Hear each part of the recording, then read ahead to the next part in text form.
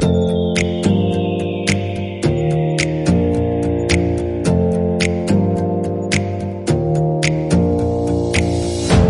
your eyes for a minute, close your eyes for a second. I won't change my mind. What does A very warm welcome to one and all. Today we have come again with an exclusive talk on reading. Yes, one of my favorite topics. And today we have with us Mr. Dhrumal Seth, who will be telling us more about how reading is beneficial, how you can build it in your life. And I recently had an opportunity to do a podcast with him on his podcast channel on Spotify, for which let's invite Mr. Trimase to prize us on the show. Hello guys, how are you? My name is Druman Sheth. As Shriti has already told you, I live in Gujarat and I have just finished my bachelor's of technology and I am also releasing podcast as Shriti said on Spotify. You can go and listen to those podcasts where Shriti was my guest as I'm today a guest for Shriti. So yes guys, you can listen to it. The channel name is The Booth Over the World. So, guys, I will leave the link for the podcast in the comments box and also in the description of the video. So, do not forget, I again reiterate, do not forget to subscribe to the podcast and listen us there as well. So, today we have gathered here to discuss on basically the reading and writing domain. Sir जैसे हमको पता है कि reading एक important part होता है हमारी दिनचर्या का। हम कुछ ना कुछ पढ़ते रहते हैं, कभी हम न्यूज़पेपर पढ़ते हैं, कभी हम पोस्टर लगा होता है वो पढ़ते हैं, कभी हम ये पढ़ते हैं कि हमको किस डायरेक्शन में जाना है, कभी हम रोड में सिग्नल साइंस पढ़ते हैं, हम नंबर प्लेट्स पढ़ते हैं लोगों की गाड़ियों के। एंट्री करते तो मतलब कहीं पे भी एंटर करते हैं तो हम ये पढ़ते हैं कि कैसे अंदर जाना है, कौन-कौन सी एरिया में मतलब रूम का नाम क्या है। तो रीडिंग बहुत इम्पोर्टेंट है, राइट? इसमें कोई भी मना नहीं करेगा, बट रीडिंग क्यों इम्पोर्टेंट है, कैसे इम्पोर्टेंट है, कैसे हम रीडिंग को अपने अंदर एक तरह से एक हैबिट की तरह से रख सकते हैं, इस चीज़ के लिए मैंने ध्रुमिल को बुलाया है। तो ध्रुमिल, आपको क्या लगता है कि रीडिंग कितनी इम्पोर्टेंट है? मतलब क्या हम एक दिन ऐसा हो सकता है ज़िंदगी में किसी के भी कि वो बिना पढ़े कुछ भी अपनी ज़िंदगी अपना एक दिन पूरा एक दिन निकाल सके? श्रीति देखिए, बिना पढ़े एक भी दिन निकल सकता ही नहीं है, बिल्कुल नहीं निकल सकता, पॉसिबिलिटी ही नहीं है। आज हम सुबह उठते हैं तो आज के जनरेशन की तो जो ये आदत है फोन की, जो मैं करता हूँ, I always wake up with a notification in my phone that wake up. Okay, सबसे पहले तो वेक अप अलार्म। ये भी मैं पढ़ता हूँ, अलार्म वो पढ़ के ही मैं उठता हूँ लाइफ में। तो I guess it is really not possible to not read at all. रही बात कितना इम्पोर्टेंट चीज है रीडिंग, तो उसके मैं कुछ एग्जांपल्स दे सकता हूँ कि जब हम लोगों ने रीडिंग शुरू किया था अपनी लाइफ में पहली बार, तो हम लोग क्या रीड कर रहे थे? ABCD, they were just letters which had no meaning at all. और आज हम लोग क्या पढ़ रहे हैं? जैसे कि मैं मेरी बात करूं, मैं नॉवेल्स पढ़ता हूँ, I get a lot of learning from the books. तो आज उन्हीं लेटर्स के कुछ कंपोनेंट्स को मिक्स करने के बाद हमको कुछ मीनिंगफुल आइडियाज जनरेट होते हैं जो हमको मिलते हैं बुक्स के थ्रू। तो रीडिंग रियली बहुत असेंशियल हो चुका है। और अगर मैं एक एग्जांपल इस चीज का लूं जो मेरे हाथ में है अभी, एक जियो 5 पोर्टल, तो उसको भी ऑपरेट करने के लिए एक मैनुअल आती है जिसको आपको पढ़ना पड़ता है। So reading is that much important in our life today.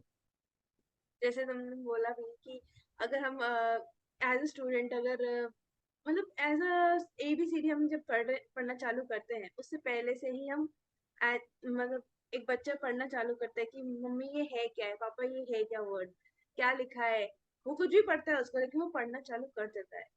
और अभी जैसे हम नॉवेल्स वगैरह पढ़ लेते हैं, हम नए मैनुअल्स पढ़ लेते हैं, हम काफी डिफिकल्ट वर्ड्स पढ़ लेते हैं।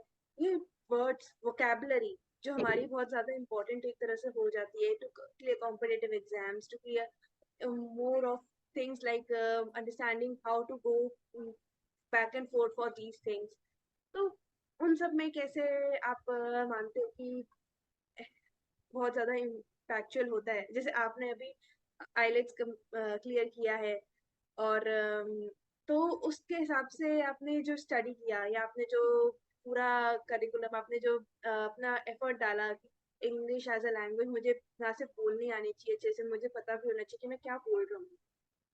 तो उसके लिए ना सिर्फ नॉवेल्स का रोल बल्कि आपके लाइफ में और क्या चीज़ों का रोल रहा, कैसे आपने उन सब चीज़ों को इनकलकेट करने की कोशिश करी, कैसे उनका एक सिनर्जी क्रिएट करने की कोशिश करी, तो वो हम जानना चाहेंगे। रीडिंग को एज अ हैबिट मैंने कुछ ज्यादा टाइम से तो नहीं लिया है, but writing was a habit which I used to have since like when I was in my 10th class. मेरा एक फ्रेंड हुआ करता था उस टाइम पे, जो आज भी मेरा फ्रेंड है। काफी साल हो गए हमारी फ्रेंडशिप को, बट राइटिंग का जो मुझे आइडिया मिला वो मुझे उस फ्रेंड से मिला था। उसका नाम विराज है। उस फ्रेंड की ये खासियत थी कि वो किसी भी वर्ड को लेके कुछ सेंटेंसेस बनाता था जो काफी अच्छे लगते थे। और धीरे धीरे उसने मिनी बुक बनाना शुरू किया, पोएम्स लिखना शुरू किया उसके अंदर। एंड फिर मुझे धीरे धीरे उसमें से इंस्पिरेशन मिली कि मैं भी कुछ लिख सकता हूँ। My English was really at par, but I did not use to create write this kind of creative things. But later on Viraj से इंस्पिरेशन लेके फिर मैंने लिखना शुरू किया। सो जर्नी राइटिंग की तो बहुत लंबी है मेरी, बट रीडिंग की जर्नी बहुत ही शॉर्ट है, जस्ट शुरू हुई है, मैं ऐसा ही कहूंगा। तो जो जैसा अभी तुमने कहा कि आइल्स मैंने दी है, एंड उसके अंदर भी रीडिंग राइटिंग ये सारे मॉड्यूल्स रहते हैं। अगर रीडिंग होता ही नहीं मेरी लाइफ में तो आइल्स क्रैक कर पाना तो बहुत दूर की बात है। मैं ढंग से इंग्लिश बोल नहीं पाता, मैं समझ नहीं पाता। रीडिंग से एक अंडरस्टैंडिंग आती है कि वर्ड्स क्या कहना चाहते हैं हमको। आज अगर आप देखते हो, लोग कोरियन ड्रामा देखते हैं, चाइनीज ड्रामा देखते हैं। कोरियन चाइनीज किसी को नहीं आती है, पर इंग्लिश आती है तो सबटाइटल्स की मदद से वो समझ पाते हैं कि ये लोग क्या मैसेज पास करना चाहते हैं। इसी तरह मैंने जब आइल्स पास की तो मेरे को बहुत सारे पैसेजेस रीड करने पड़े। तो रीडिंग इस तरह से एक हैबिट बनी मेरी। उसके बाद मैंने बहुत सारी नॉवेल्स को भी रीड किया। वो फिक्शन ले लो, नॉन फिक्शनल ले लो, इट डजेंट मैटर, बट उस रीडिंग की वजह से मेरे अच्छे बैंड्स आए। और उसी तरह से ये हैबिट को मैं आगे बढ़ाऊंगा। तो अगर हम एक क्रॉस एक सीसॉ पे रीडिंग एंड राइटिंग को रखें तो आप किसको चूज करना चाहेंगे just for fun? This is a tough call because जितना मुझे किसी के आइडियाज को पढ़ना पसंद है, उतना ही मुझे मेरे खुद के क्रिएटिव आइडियाज को किसी और को सुनाना, या कोई और उसको पढ़े, वो भी मुझे पसंद है। सो हाँ, ठीक है, for fun I can say that या रीडिंग इज अमेजिंग। उसका पलड़ा थोड़ा भारी हो जाएगा राइटिंग के सामने, क्योंकि I am a lazy person इसीलिए सिर्फ और सिर्फ। तो ऑडियंस को बता दूं अभी हम एक दो बुक्स लिख रहे हैं साथ में एंड जी हाँ। उनमें अभी वर्क बहुत सारा बाकी है, इस बार वो पब्लिश होंगी एंड देन उसके बाद वो आएंगी। बट मेरे ख्याल से रीडिंग एक ऐसी चीज है जिससे हम कभी बोर नहीं हो सकते, क्योंकि हर बार एक नया आइडिया हमारे सामने आता है और उस नए आइडिया के साथ हम एक राइटिंग का एक नया पहलू जान सकते हैं और उसके हिसाब से हम अपने राइटिंग को अपनी तरह से मोड़ सकते हैं। तो जुमिन अपनी कोई बुक के बारे में बताना चाहोगे या कुछ अपने जो अपनी पोइट्री लिखते हो उसके बारे में, अपने इंस्टा चैनल के बारे में या कुछ? हाँ, जैसे आपने राइटिंग फॉर्म्स की बात की, वो एक बहुत ही इंटरेस्टिंग चीज है जिसकी वजह से हम कभी भी बोर नहीं होते। पढ़ाई मतलब रीडिंग से, पढ़ाई की बात नहीं करेंगे, उससे बोर हो जाते हैं। लेकिन ये जो फिक्शनल नॉन फिक्शनल बुक्स है, पोइट्री वाली बुक्स है, ऑफ कोर्स हम उससे बोर नहीं होते हैं, क्योंकि हर एक बुक एक नए एंगल से लिखी जाती है। जैसे कि मैं कुछ ऑथर्स का नाम लेना चाहूंगा, जैसे कि कोलिन हूवर है। उसकी काफी जो बुक्स है मैंने पढ़ी है, जो दो पार्ट्स में डिवाइडेड होती है, हर बार बुक में दो पार्ट्स डिवाइडेड होते हैं। एक किसी और के पॉइंट ऑफ व्यू से होता है पार्ट, और दूसरा चैप्टर तुरंत जो उसके बाद आता है नेक्स्ट चैप्टर, वो किसी और पॉइंट ऑफ व्यू से वो होता है। तो हमको एक ही बुक में दो अलग आइडिया देखने मिलते हैं। फिर दूसरे एक इंसान, ये दूसरे एक राइटर की मैं बुक के बारे में बात करूं, तो वो रहेगा हमारा ये Chetan Bhagat, India most famous writer. उसकी बुक्स को अगर आप पढ़ोगे तो आपको एक एक ही फॉर्मेट में एक डिक्टेशनल बुक जो आप पढ़ सकते हो, वो आपको पढ़ने मिलेगी। काफी रिच वर्ड्स होते हैं, उनकी जो टर्मिनोलॉजीज होती है वो भी काफी रिच होती है। और साथ ही साथ अगर पोएट्री की बात करूं मैं, तो पोएट्री भी अलग अलग एंगल से लिखी जा सकती है। जैसे मैं खुद लिखता हूँ, मेरी कुछ पोएम्स जो है वो लाइफ से रिलेटेड होती है, कुछ पोएम्स मेरी लव लाइफ से रिलेटेड होती है, कुछ जो पोएम्स है वो मैं किसी एक सिनारियो को एक्सप्लेन करने के लिए लिखता हूँ।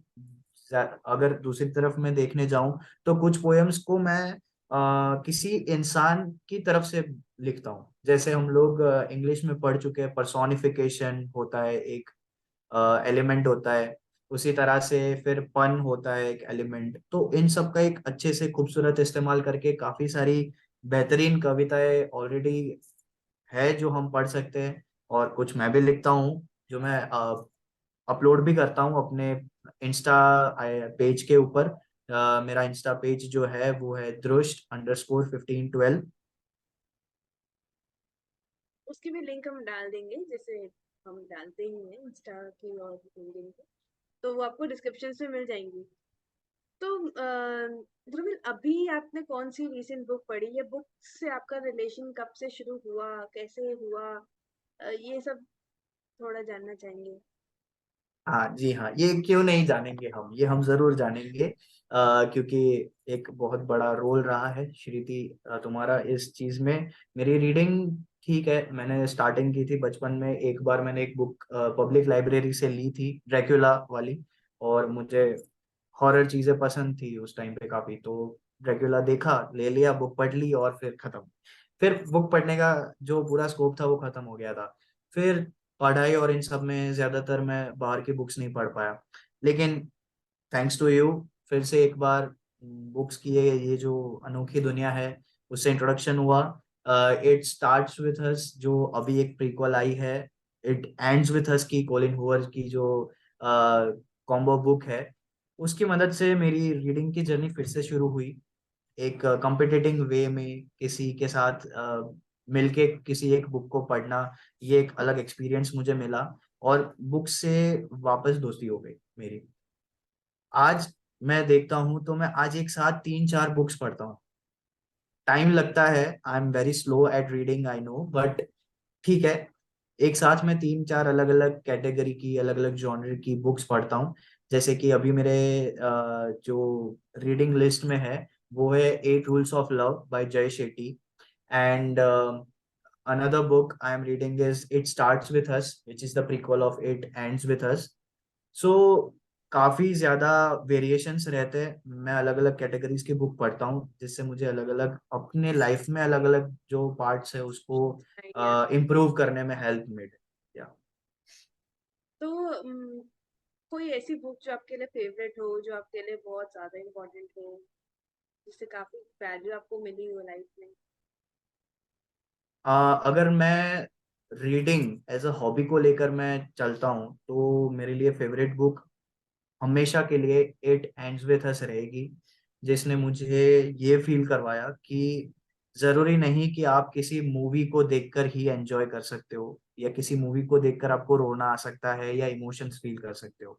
इट एंड्स विथ अस वो एक ऐसी बुक है जिसको मैं जितनी बार पढ़ूंगा उतनी बार उसी इमोशनल अटैचमेंट के साथ मैं वो बुक पढ़ूंगा। और एक याद बन के रह गई है वो बुक मेरे लिए मेरी लाइफ में। और वो बुक पढ़ के, वो पहली ऐसी बुक थी जो पढ़ के मुझे रोना आया, लिटरली।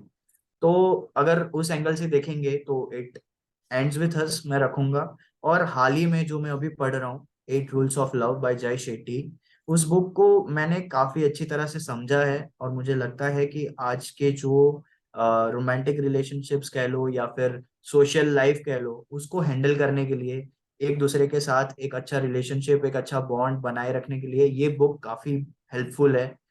तो इसको भी मैं अपनी फेवरेट बुक्स में से एक कहूंगा।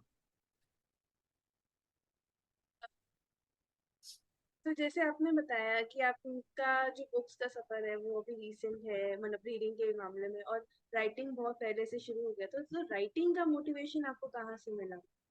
ये जानना चाहिए। और कैसे आपने उसको राइटिंग, बनाए रखा? ये भी। जी हाँ, राइटिंग का जो मोटिवेशन कहो या इंस्पिरेशन कहो, वो जैसे मैंने कहा, मेरा फ्रेंड विराज जो था वो पोम्स लिखता था, तो वहां से मैंने शुरू किया था। लेकिन एक्चुअली इंस्पायर तो मैं हो गया था और मैंने लिखना शुरू भी किया था, लेकिन उस चीज को कंटिन्यू रखना मेरे को, मेरे एक टीचर हुआ करती थी, अ, उनका नाम धर्मिष्ठा हुआ करता था उस टाइम पे। मुझे याद है जब मैं 10th में था, तो मैं एक छोटी सी शॉर्ट सी डायरी होती थी, हैंडबुक जिसको हम कहते हैं, उसके अंदर मैं पोएम्स लिख के जाता था। मतलब मुझे पोएम्स को एक्सप्लेन करना भी पसंद है, अपनी पोएम्स को एक्सप्लेन करना मुझे बहुत अच्छा लगता है। तो एक पेज पर पोएम लिखता था, दूसरे पेज पर उसका एक्सप्लेनेशन लेके जाता था।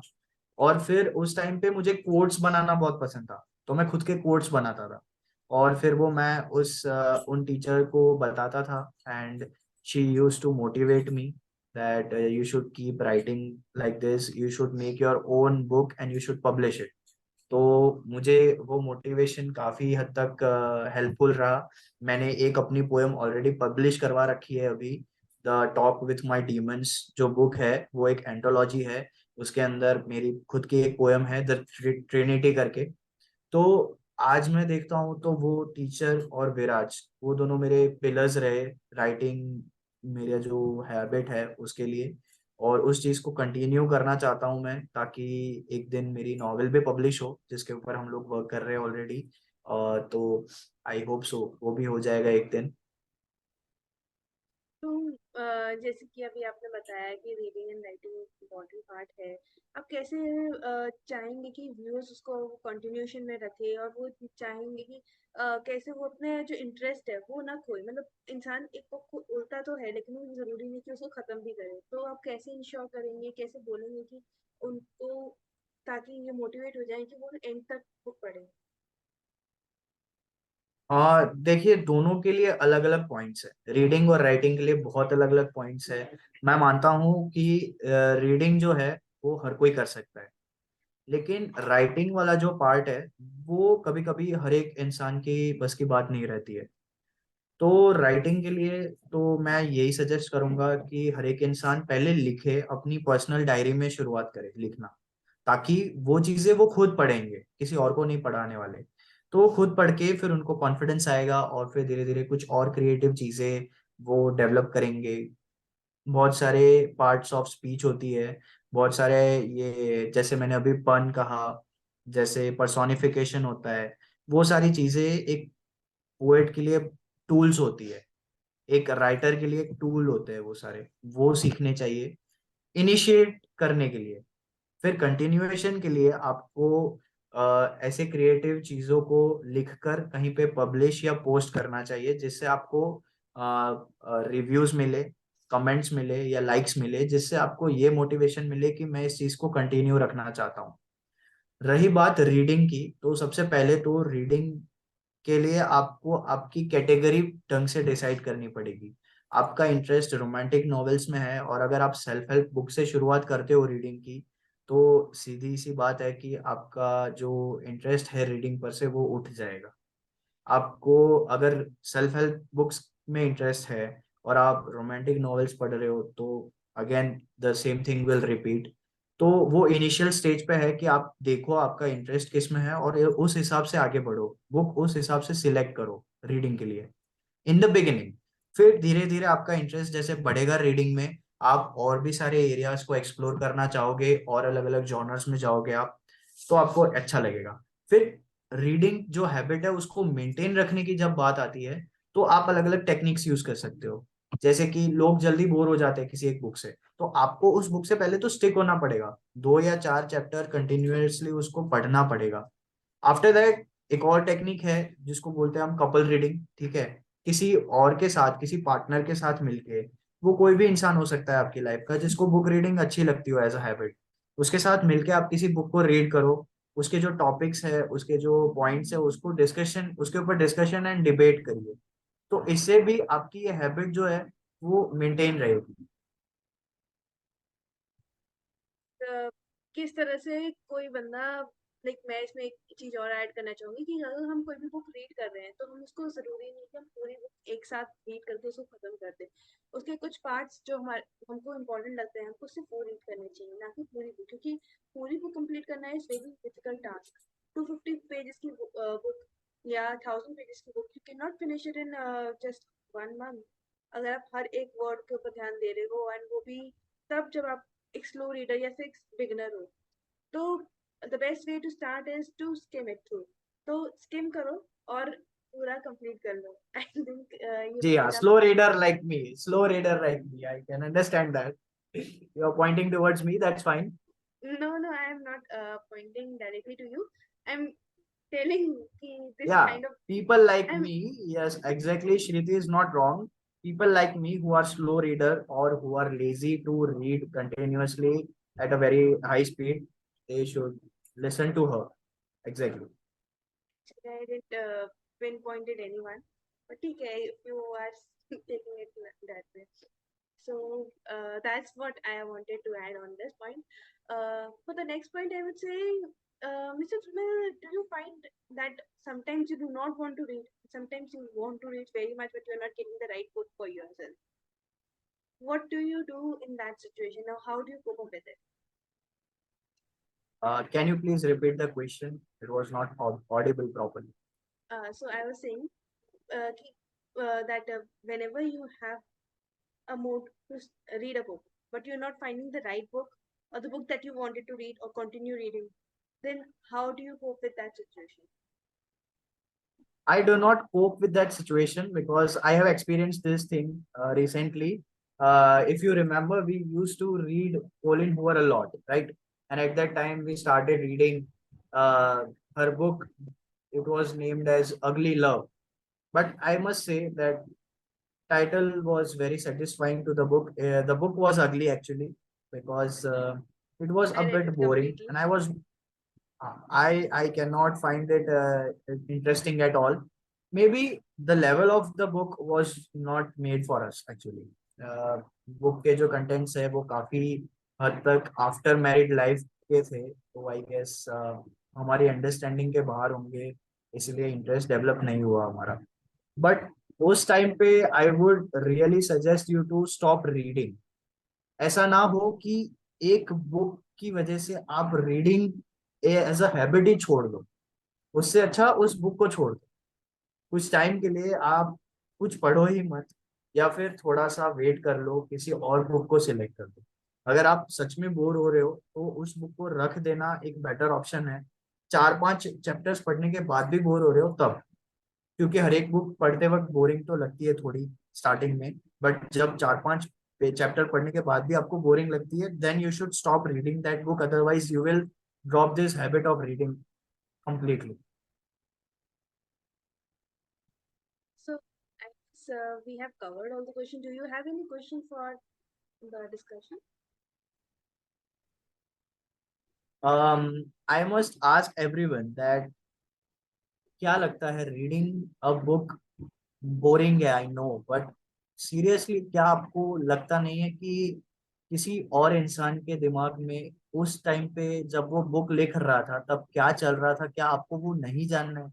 क्या आपको नहीं जानना है कि उसको उसकी लाइफ में क्या एक्सपीरियंसेस हुए हैं?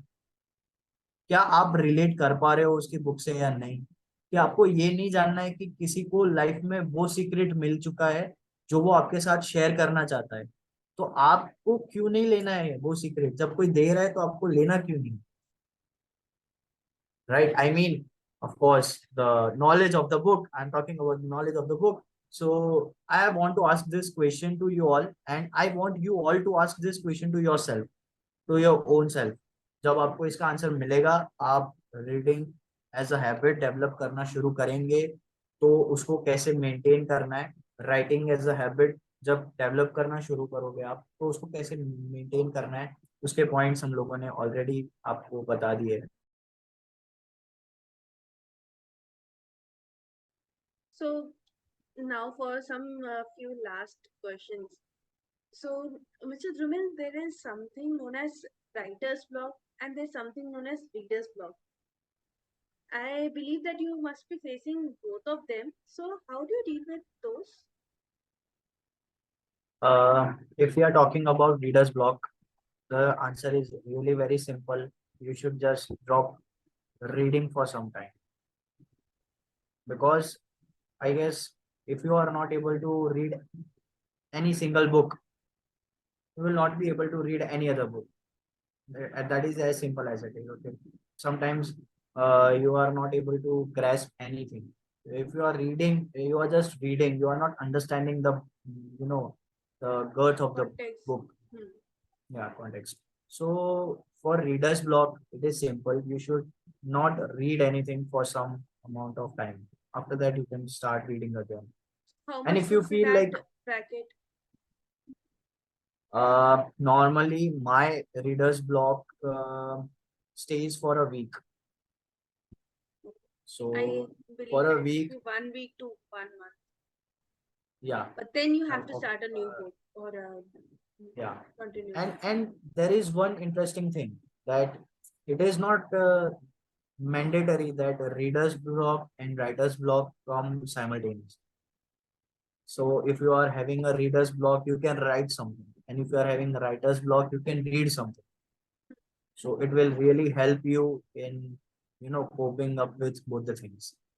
And if you are talking about writer's block, uh, I would suggest that you should write something. You should not stop writing anything, because once you stop writing, then you lose the grip on your writing skills, on your different ways of writing the poetry, or maybe the novel or story. So you should not stop writing, but you should start writing with another point of view.